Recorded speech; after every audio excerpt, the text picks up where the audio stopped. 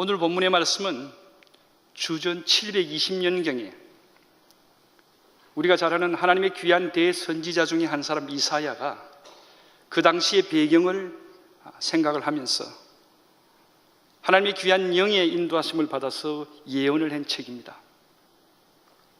이사야 시대, 지금부터 2800년 전입니다.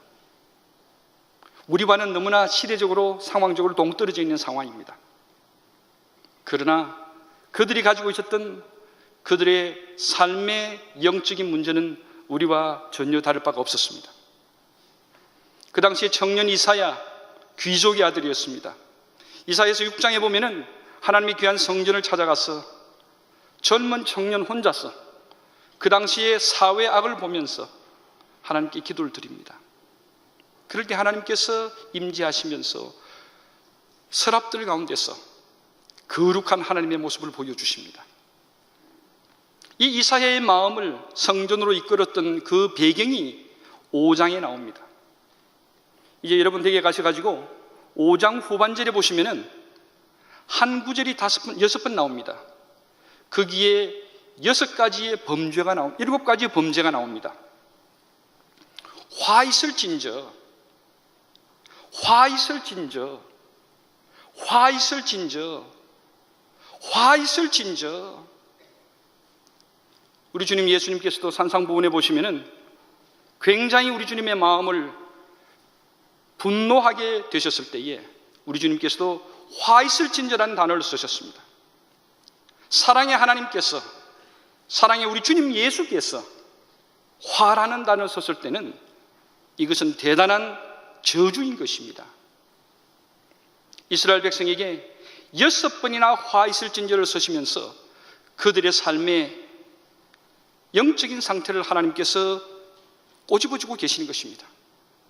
하나님 마음이 많이 아프셨다고 그러셨습니다. 내가 오랫동안 참았다고 얘기를 하십니다.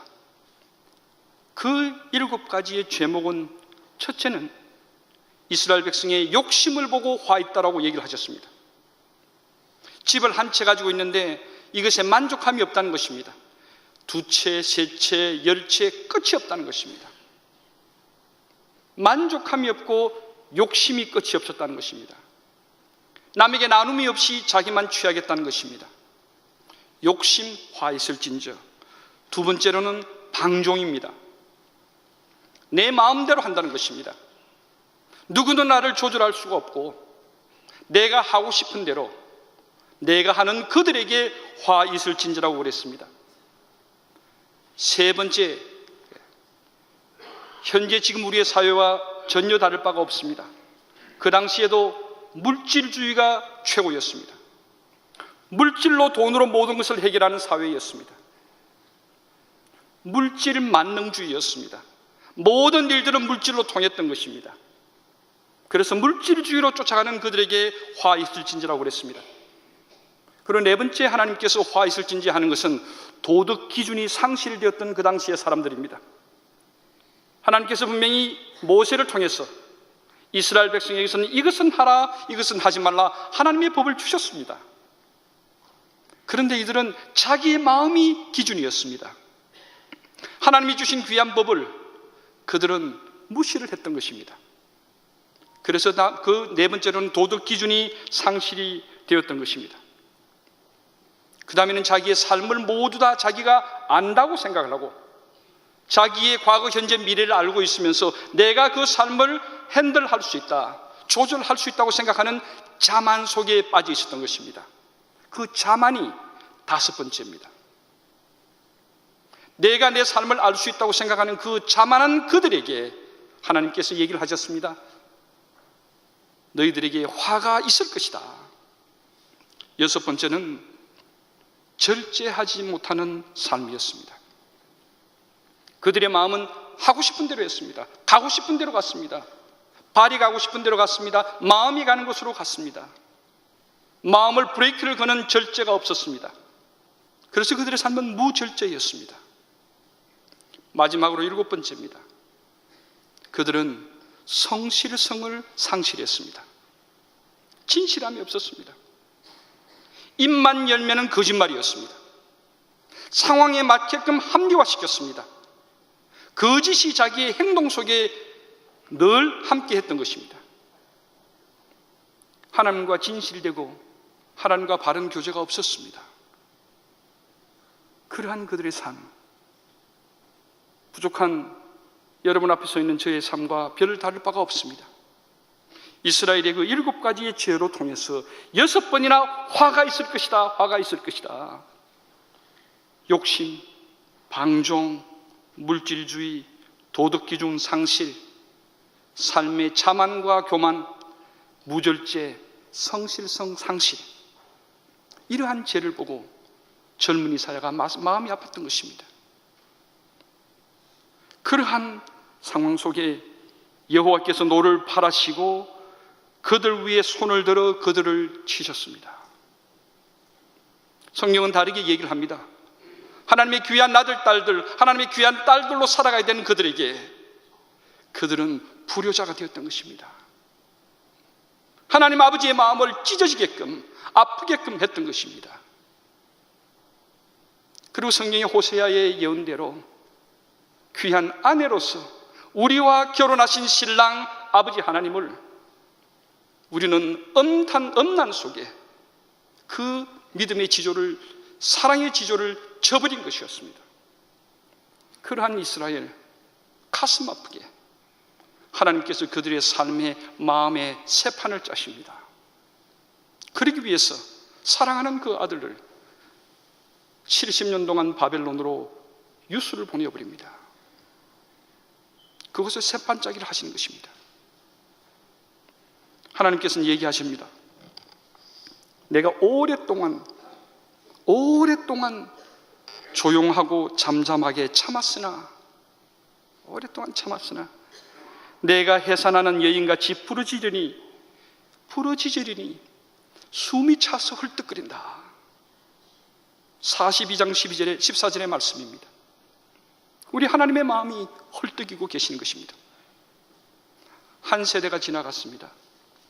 바벨론에서 25년의 시대가 지나가고 이제 사람들의 마음속에는 이제는 곧 우리는 예루살렘으로 돌아갈 것이다. 우리의 잃어버린 예루살렘의 귀한 성, 우리가 잊어버린 우리의 왕, 하나님의 약속, 우리는 곧 찾을 것이다. 희망이 있었습니다. 또 한 세대가 지나갑니다.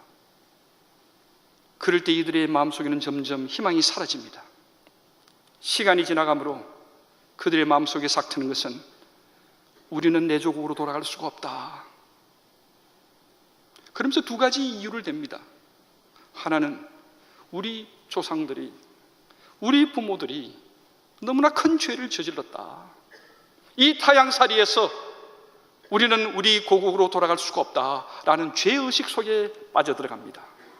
죄의식이었습니다. 그리고는 그들의 삶 속에 희망이 점점 사라져서 절망 속으로 들어가는 때입니다.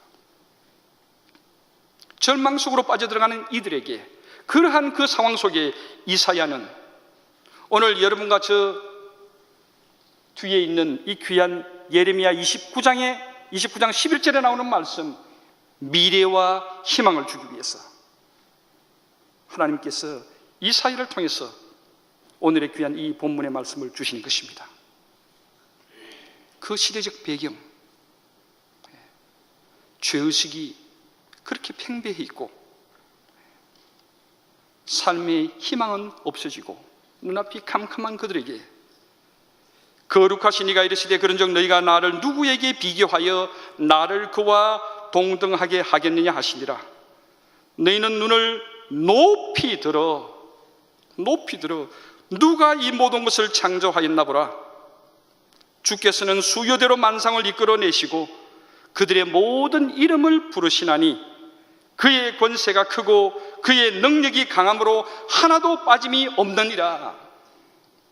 여러분, 이 한 주간 시간을 특별히 내셔서 이사야서 40장부터 46장까지 숙독을 하시길 바랍니다. 삶의 어떠한 복잡한 방정식도, 삶의 어떠한 우리가 짊어지고 가고 있는 짐도 하나님께서 없애주시든지 힘을 얻어서 이겨지고 이겨나가게 하실 것입니다. 오늘 본문의 말씀. 그런즉 너희가 나를 누구에게 비교하여 나를 그와 동등하게 하겠느냐? 너희는 눈을 높이 들어. 참 중요한 단어입니다. 높이 들어. 정신 바짝 차리고 보라는 거죠. 누가 이 모든 것을 창조하였나 봐라. 누가라는 단어. 12절의 첫 단어가 무엇입니까? 12절의 첫 단어 보면 누가 손바닥으로 바닷물을 헤아렸느냐? 13절의 첫 단어가 무엇입니까? 누가 여호와의 영을 지도했느냐? 14절 그가 누구와 더불어 언언하셨으며 누가 그를 교훈하였느냐? 18절 그런즉 너희가 하나님을 누구와 같다 하겠으며 무슨 형상을 그에 비기겠느냐? 41장 2절입니다. 누가 동방에서 사람을 일깨웠느냐? 41장 4절입니다. 이 일을 누가 행하였느냐? 누가 이루었느냐? 누가 처음부터 만대를 불러내었느냐? 나 여호와니라. 나 하나님이라. 처음도 나요, 나중에 있을 자도 나다. 누가 했느냐? 나 하나님이라는 것입니다. 너희는 눈을 높이 들어 누가 이 모든 것을 창조하였나 보라. 네. 여러분, 여기에 하나님의 절규가 나옵니다. 이것은 성경을 읽을 때에 27절입니다. 야곱아 어찌하여 내가 말하며 이스라엘아 내가 이르기를 내 길은 여호와께 섬겨졌으며 내 송사는 내 하나님에게서 벗어난다 하느냐? 너는 알지 못하느냐? 너는 듣지 못하느냐? 여러분, 성경을 이렇게 읽으시면 안 됩니다. 하나님께서 참으시며 해산하는 고통이 여자의 고통에 헐떡이는 것 같이, 다시 말씀드리면 야곱아 내가 어찌하여 이렇게 말하며 이스라엘아 네가 어떻게 그렇게 얘기를 하느냐? 하나님은 내 사정을 모르시고 하나님은 내 마음의 원통함을 모르시고 하나님은 나와는 무엇이고 하나님은 내 일에 관계없다고 얘기를 하느냐? 너는 알지 못하였느냐? 듣지 못하였느냐? 너 들었잖아. 내가 너를 지었다는 것을, 내가 너와 함께 한다는 것을 너 알잖아. 정신 차려. 내가 함께 한다. 예. 여러분, 하나님의 절규가 들리십니까?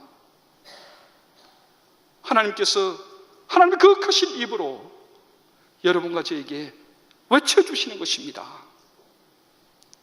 내 삶은 하나님이 모르신다. 무슨 소리를 하느냐? 여러분, 제가 성경의 말씀을 그대로 읽습니다. 나의 종로 이스라엘아, 나의 택한 야곱아, 나의 벗 아브라함의 자손아, 내가 땅끝에서부터 너를 불렀으며 땅 모퉁이에서 너를 부르고 내게 이르노니 너는 나의 종이라. 내가 너를 택하고 실어버리지 아니하였다. 두려워하지 말라, 내가 너와 함께함이라. 놀라지 말라, 내가 내 하나님 됨이라. 내가 너를 굳세게 하리라. 참으로 내가 너를 도와주리라. 나의 의로운 오른손으로 내가 너를 붙들리라.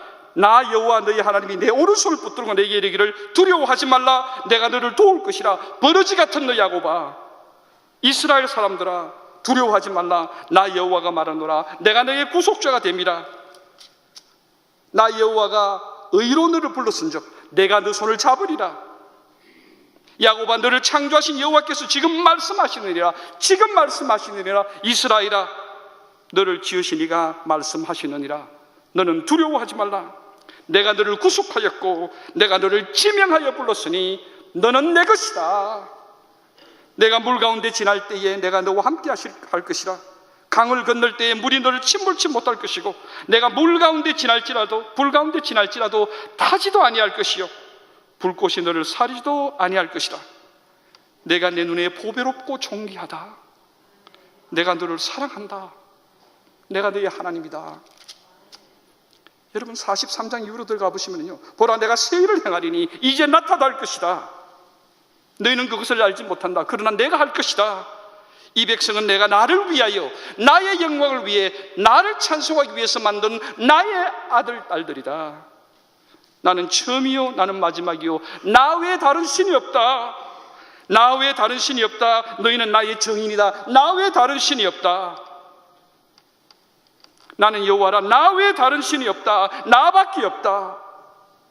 너는 나를 알지 못하였을지라도 내가 너를 띠로 동이면서 나를 붙들 것이다. 해 뜨는 곳에서부터 해 지는 것까지 나밖에 다른 이가 없다. 나는 여호와다. 나 외에 다른 신은 없다. 나는 여호와라. 이 모든 일을 행하는 자라. 나 외에 다른 신은 없다. 나는 여호와, 나 여호와 하나님이라. 나 외에 다른 신은 없다. 나 외에 다른 신은 없나니 나의 공의를 행하며 구원을 베푸는 하나님이라. 나 외에 다른 이가 없다. 나는 하나님이라 다른 이가 없다. 야곱의 집이여, 이스라엘 집에 남은 모든 자여, 내게 들을지어다. 배에서 태어남으로부터 내게 안겼고 태에서 남으로부터 내게 업힌 너희여, 너희가 노년에 이르기까지 내가 그리하겠고 백발에 이르기까지 내가 너희를 품을 것이며 내가 지어선적 내가 안을 것이고 내가 품고 내가 구해내리라. 너희가 나를 누구에게 비기며 누구와 짝하겠다 하겠느냐? 너희는 이 일을 기억하고 장부가 되라. 이것을 내 마음에 두라. 살아계신 하나님의 말씀입니다. 여러분, 우리의 삶은 힘듦과 고통이 누구에게나 다 있습니다. 30절의 말씀을 우리 같이 보시겠습니다. 우리 다 같이 읽겠습니다. 이 주간에 주시는 한 절에 외우시는 요절의 말씀입니다. 소년이라도 피곤하며 곤비하며 장정이라도 넘어지며 쓰러지되. 이러한 하나뿐인 하나님께서 우리의 삶의 실존의 모습을 네 가지로 보여주고 계십니다. 실존, 우리 삶의 형편입니다. 예수를 믿든 예수를 믿지 않든, 한국에 있든 미국에 있든, 내가 생활의 형편이 좋든 나쁘든, 아프든 아프지 않든, 백인이든 흑인이든 누구에게나 하나님께서 허락해 주신 삶의 모습을 실존이라고 합니다. 이 실존의 모습 중에 오늘은 네 가지로 우리에게 하나님께서 이 한 주간 은혜로 가르침을 주십니다. 제일 첫 번째는 피곤하다라고 되어 있습니다. 두 번째는 곤비하다라고 되어 있습니다. 세 번째는 무엇입니까? 넘어지다라고 되어 있습니다. 마지막은 쓰러진다라고 되어 있습니다. 우리의 삶은 매일, 매달, 우리의 일생은 피곤하고 곤비하고 넘어지고 쓰러지는 것입니다. 여러분, 여기 피곤하다는 것은 그냥 내가 일을 열심히 해서 몸이 피곤하다 이 뜻이 아닙니다. 그것보다 조금 깊은 의미가 있습니다. 이 피곤하다는 것은 마음이 텅 비어버리는 걸 얘기합니다. 마음이 허해지는 걸 얘기합니다. 그 피곤함입니다. 마음이 서해 안에 가보면 우리가 설물이 있지 않습니까? 물이 다 빠지고 나가버린, 진이 빠진 상태를 얘기합니다. 내가 어떤 계획을 가지고 그것을 위해서 2년, 3년, 5년을 두고 열심히 노력을 했습니다. 많은 것을 끌어모았습니다. 그래서 이제는 이 일이 돼야 됩니다. 이제는 그 일이 될 일만 남았습니다. 그렇게 해서 이제는 되리라고 생각했는데 이것이 풍선이 날아가 버리는 겁니다. 내가 이것을 위해서 내 삶의 모든 것을 걸었는데 먹지 못하고 모든 것을 참으면서 내가 저 일만은 돼야 되는데 하고 왔는데 그것이 사라져버리는 겁니다. 내 삶에 다른 사람은 나에게 그래도 되지, 내가 참을 수 있어. 그런데 당신은 그러면 안 되지. 당신만은 나에게는 그러면 되질 않지. 내가 모든 것을 당신을 위해 줘왔는데, 내 청춘을, 내 삶을, 내 모든 것을 내가 당신에게 해왔는데 당신이 이러면 안 되지. 어떻게 이렇게 배신을 할 수가 있어? 혜야, 너만은 나한테 이러면 안 돼. 응? 너는 나한테 그러면 안 돼. 그리고 내가 철석같이 믿고 의지했습니다. 의지를 하고 거기에 버팀목이 되어서 나를 지탱해 준데 어느 날 그 버팀목이 사라져버린 거예요. 그럴 때 마음이 허해져 버리는 거예요. 여러분, 그 뜻입니다. 이 피곤한 것이. 실존이기 때문에 누구나 다 여러분과 저에게 있습니다. 그럴 수는 없지. 마음이 비어버리는 거예요. 그게 피곤하다는 뜻입니다. 두 번째는 곤비라고 되어 있습니다. 이 뜻은 비슷합니다. 피곤과 곤비가. 그런데 곤비는 조금 뜻이 다릅니다. 피곤은 썰물을 생각하시면 좋겠습니다. 곤비는 다람쥐 쳇바퀴를 생각해 보시면 이해가 됩니다. 우리 삶의 일과 노동의 결과하고도 연결되어 있습니다. 어떤 일을 위해서 열심히 노력을 합니다. 내가 열심히 노력을 합니다. 이제는 내가 저 고지만 넘어가면 돼 하고 고지를 넘어가려고 합니다. 모든 것을 다해서 고지를 넘어가려고 합니다. 그 고지를 이제 넘어와서 한시름을 놓으려고 합니다. 그러나 넘어가서 꼭대기를 넘어가려고 하는데 보니까 뒤에 그 더 큰 산이 나타나는 거예요. 더 큰 산이 나타나는 거예요. 우리 어머님들, 아버님들의 마음에 충분히 이해가 되시다 생각합니다. 아, 저 아들이 대학만 가면 된다. 그를 위해서 열심히 도와도 주고 힘도 대주고 할 수 있는 대로 최선을 다하고 할 수 있으면 교회에 와서 새벽 기도도 40일, 금식도 하시면서 기도를 합니다. 대학을 들어갔습니다. 이제 대학 들어가면 되리라 생각하죠. 아니요. 이제 군대를 간대요. 이제 군대를 가긴다 그러니까 이게 또 기도를 드립니다. 그리고 군대를 갔습니다. 남자가 군대 갔다 왔으면 됐지. 지 갈 길 지가 가야지 싶습니다만 안 그렇습니다. 대학을 졸업하고 나서 이제는 그 다음에는 직장을 찾아야 됩니다. 이제 직장을 찾아가면은 직장을 그걸 위해서 또 기도하고 또 하고 싶은 건 내가 못하고 지혜들을 위해서 기도를 드립니다. 직장을 잡았습니다. 아, 이제는 끝났다. 웬걸 결혼시켜야죠. 기도를 또 드립니다. 기도를 드렸습니다. 그러면 이제 좋은 처자를 만나서 결혼을 했습니다. 이제 둘이 짝지었으니까 하고 손을 털고 싶습니다. 근데 웬걸 손자 손녀 데리고 또 옵니다. 미국에 가보면 현대자동차가 10년 동안 10만 마일을 AS를 해줍니다. 근데 이 자식 농사는 죽을 때까지 AS입니다. 끝날이라 생각을 했는데 돌고 또 도는 거예요. 내가 저걸 맞추면 되겠지. 저 정도 돈이 있으면 되겠지 싶지만 그 다음에 또 있는 것입니다. 그것이 곤비하다는 뜻입니다. 누구나 다 있는 것입니다. 피곤하고 곤비하고 그 다음에는 넘어지며라고 되어 있습니다. 이 넘어진다는 것은 말 그대로 넘어지는 것입니다. 가다가 웅덩이가 파여 있든지 돌뿌리가 있어서 가다가 걸려 넘어지는 겁니다. 많은 경우에 우리의 잘못으로 인해서 우리의 죄악으로 인해서 하나님께서 우리를 훈련시키시기도 합니다. 우리를 바꾸시기 위해서 고치시기 위해서 하나님께서 그런 일을 주시기도 하십니다. 그러나 삶 가운데는 내가 잘못도 없는데 어떤 일이 발생을 합니다. 가만히 서 있는데 뒤에 와서 차가 콩 박습니다. 저는 오래전에 새 차를 샀습니다. 스타벅스 앞에 차를 세워놨는데요, 일주일이 됐는데 나가면서 차가 끌고 나가버렸습니다. 그리고 한 달이 되었는데 길을 가는데 어떤 사람이 술을 마시고 와가지고 제 옆에 제 운전사 쪽에 와서 차를 갖다 그냥 쿵 바꾸는 옆에 가서 그냥 사고를 냈습니다. 한 달 만에 새 차가 중고차가 됐고 사고차가 됐습니다.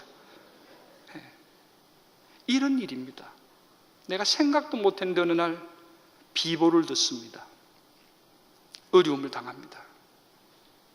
우리는 흔히 내가 뭘 잘못했을까 생각하지만 그 잘못의 결과보다는 우리의 삶에 하나님께서 허락해 놓으신 일이십니다. 상황입니다. 자, 그러한 피곤하고 곤비하고 넘어지고 마지막에 쓰러진다는 것입니다. 쓰러진다. 여러분, 이 쓰러진다는 뜻은 저 자신이 굉장히 싫어하는 단어입니다. 이 의미를 저는 싫습니다. 여러분도 싫어하십니다. 그러나 우리 모두가 가지고 있습니다. 이 쓰러진다는 것은 실패했다는 뜻입니다. 실패했다는 거예요. 내가 하는 일에 실패했다는 거예요. 내가 가정의 관계에서 어떤 일 가운데서 실패한다는 뜻이에요. 이거 싫습니다. 저도 참 싫은 단어가 이 단어입니다. 그러나 누구나 다 실패를 합니다. 이것이 인간의 실존의 상황이지만 믿음의 눈으로 바라볼 때는 하나님 안에서는 실패란 단어가 없습니다. 실패란 것은 하나님께서 원치 않는 단어십니다. 모든 우리 삶의 어려움, 잘못되어 가는 것은 하나님께로 이끄시는 하나님의 최선의 방법이십니다. 그러나 인간들은 실패란 단어를 씁니다. 그래서 쓰러진다라고 얘기를 하고 있습니다. 그 많은 실존의 상황 속에서 오늘 피곤하고 곤비하고 넘어지고 쓰러지는 것이 우리의 삶의 모습입니다. 자, 그런데 이 중요한 것이 제일 끝의 단어를 한번 보십시다. 넘어지며 쓰러지되라는 단어가 나옵니다. 넘어지고 쓰러지지만은 이란 뜻입니다. 넘어지고 쓰러졌음에도 불구하고 이 대자는 은혜의 대자입니다. 이 대자가 예수를 믿는 사람과 예수를 믿지 않는 사람을 극명하게 나누는 귀한 한 단어인 것입니다. 믿지 않는 사람들은 피곤하고 곤비하고 넘어지고 쓰러지고 그대로 삶을 살아가면서 할 수 있는 인간의 방법으로 이것을 피해보려고 노력합니다. 그러나 우리 믿는 사람들은 피곤하고 곤비하고 넘어지고 쓰러지지만은 그럼에도 불구하고 쓰러졌지만도 우리 주님을 붙든다는 것입니다. 우리 주님을 붙든다는 것입니다. 우리에게는 미래가 있고 우리에게는 희망이 있는 것입니다. 우리는 붙들 수 있는 우리 주님이 계신다는 것입니다. 넘어지고 쓰러지되 오직 여호와를 앙망하는 자는 새 힘을 얻으리니. 내 삶 속에 바람이 불 것입니다. 지금도 세찬 바람이 불어오고 있습니다. 때때는 하나님께서 불로 데워주시든지 물로 데워주시든지 내 삶이 하나님께서 다르게 반짝이를 하실 것입니다. 그러나 분명한 것은 하나님께서 우리에게 새 힘을 주시기를 원하시는 것입니다. 여기에 새 힘이라는 것은 이 피곤하고 곤비하고 넘어지고 쓰러짐의 모든 문제의 해결이 될 수도 있지만 해결이 되지 않을 수도 있습니다. 그러나 그 모든 삶의 짐을 지고 이겨나갈 수 있는 힘을 하나님 안에서 받는다는 것입니다. 이것이 중요한 것입니다. 이곳에 계시는 여러분과 저도 길 바깥에 있는 믿지 않는 사람들과 똑같은 삶의 고난을 받습니다. 이 시간 저 자신도, 여러분 앞에 서 있는 저 자신도 하나님 앞에 서면은 저보다 더 큰 죄인 없습니다. 저보다 더 큰 죄인 없습니다. 그럼에도 하나님 사랑해 주셔서 그럼에도 불구하고 영동중앙재단 주셔가지고 하나님의 말씀 듣게 하고 할 수 없고 어찌할 수 없는 상황이지만에도 불구하고 도저히 내 힘으로는 감당할 수 없는 상황임에도 불구하고 나는 할 수 없음에도 불구하고 그럼에도 불구하고 쓰러지되 오직 여호와를 앙망하는 자는 새 힘을 얻으리니 독수리가 날개치며 올라감 같을 것이다. 여기에 오직 여호와를 앙망하는 자는 새 힘을 얻으리니라는 단어가 중요합니다. 얻는다라는 것은 자동차가 배터리가 있습니다. 배터리가 죽어버리면 차가 아무리 스타트를 걸어도 움직이지는 않습니다. 기름이 아무리 많아도 시동을 걸어도 안 됩니다. 그러나 새 배터리를 끼우면 차가 부릉 하고 힘을 얻습니다. 바꾸치기 하는 겁니다. 바꾸치기 하는 겁니다. 여러분, 이것입니다. 내 삶의 여건들은 변하지 않습니다. 그 상태 그대로 있게 될 것입니다. 그러나 내 자신이 나 하나님이다, 나 외에 다른 신은 없다, 내가 너를 붙들리라, 내가 너와 함께하리라, 하나님의 절규가 내 귀한 이 마음을 주의 성령을 통해서 올려주실 때에 나는 힘을 얻는 것입니다. 여러분, 여기 보시면은 오직 여호와를 앙망하는 자는, 여호와를 붙드는 자는, 여호와를 믿는 자는, 여호와를 의뢰하는 자는, 여호와를 찾는 자는, 여호와와 함께하는 자는 새 힘을 얻습니다. 그런데 여기에 감사하게도 이사야를 통해서 하나님께서 28절에 가보시면 너는 알지 못하였느냐, 듣지 못하였느냐, 영원하신 여호와 하나님, 땅끝까지 창조하신 하나님이다 라고 하나님을 두 모습으로 우리에게 가르쳐 주십니다. 하나님에 대해서 우리는 1년, 10년 평생을 배워도 우리는 다 알지 못하는데, 그 많은 하나님 배우고 알아가는 가운데 우리에게 두 가지 하나님의 모습을 주시면서 이 하나님을 붙들으라 라고 얘기를 하십니다. 이 하나님을 붙들 때 우리가 새 힘을 얻는다. 첫 번째는 영원하신 하나님이라고 설명을 하고 있습니다. 두 번째로는 창조주 하나님을 기억하라고 얘기를 하고 계십니다. 여러분, 여기에 이것이 이제 해답입니다. 피곤하고 곤비하고 쓰러지고 자빠지지만은, 가슴이 아프지만 다람쥐 쳇바퀴 돌듯이 맨날 삶 가운데서 설물의 상태를 많이 잊고 예기치 않는 모든 상황들이 벌어지는 이 세상 가운데서 영원하신 하나님, 창조주 하나님을 기억하라. 여기 영원하신 하나님을 생각할 때에 이것입니다. 영원이라는 것은 처음부터 끝, 시간 바뀝니다. 영원부터 영원까지 이 영원하신 하나님을 나 개인에게 주시는 그 의미는, 나를 어느 시점에 태어나게 하시고 나를 어느 시점에 천국으로 불러주시면서 그 안에 모든 상황들을 하나님께서 허락해 주신 것입니다. 내가 미국이 아니고, 내가 지금 부산이 아니고, 내가 지금 다른 곳이 아니라 영동중앙교회에 하나님께서 지금 불러주신 것입니다. 나의 삶을 이 많은 여건들 가운데서 여기에 이 상황 속에, 이 삶 속에 몇십 년 동안 내 가정에게, 나에게 영원 속에 허락해 주신 하나님의 뜻이 있다는 것입니다. 하나님의 의미가 있다는 것입니다. 하나님의 목적이 있다는 것입니다. 이 목적이 있다는 것을 깨달을 때에 하나님의 뜻이 있구나, 이것을 알게 될 때에 새 힘을 얻게 됩니다. 힘들고 어려워도 하나님의 뜻이 있다는 것을 알게 될 때에, 그것을 믿을 때에 새 힘을 얻게 됩니다. 하나님은 위대하십니다. 영원하십니다. 피조물인 우리가, 죄인인 우리가, 더럽고 더러운 우리가, 유한한 우리가 그 뜻을 알기에는 시간이 걸립니다. 그러나 여러 어르신 여러분들, 우리 젊은이들, 그때 그 순간은 그 의미를 모릅니다. 아픔의 의미를 모릅니다. 그러나 시간이 지나서 보면은 하나님이 그러셨네, 그때 하나님이 그러셨구나, 깨달음을 주십니다. 하나님의 뜻이 있다는 것을 믿을 때에 새 힘을 얻게 됩니다.